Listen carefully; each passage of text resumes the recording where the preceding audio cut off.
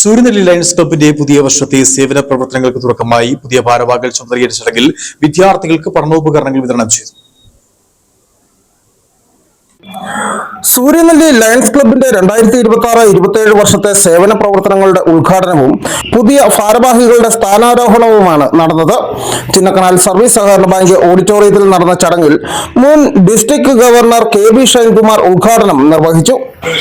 ഭാഗമായി principal officers മീറ്റിംഗിൽ attend ചെയ്യുക, അതായത് PST സെമിനാർ.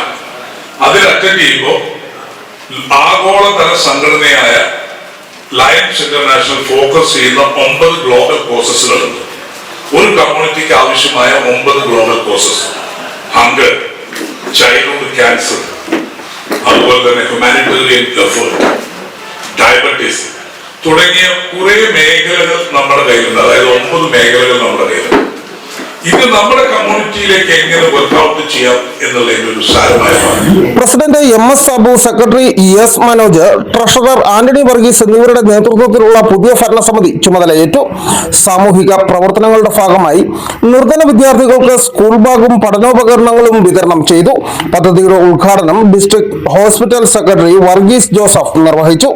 ഉന്നത വിജയം നേടിയ വിദ്യാർത്ഥികളെയും വിവിധ മേഖലകളിൽ വിജയം കൈവരിച്ചവരെയും ഗ്രാമപഞ്ചായത്ത് പ്രസിഡന്റ് നിഷ സാബു ചടങ്ങിൽ ആദരിച്ചു. MS Santhosh Kumar, P Praveen Kumar, VR Rajesh, VS പൊന്നായി തുടങ്ങിയവർ ആശംസകൾ നേർന്ന് സംസാരിച്ചു. News bureau, Udumbanchola.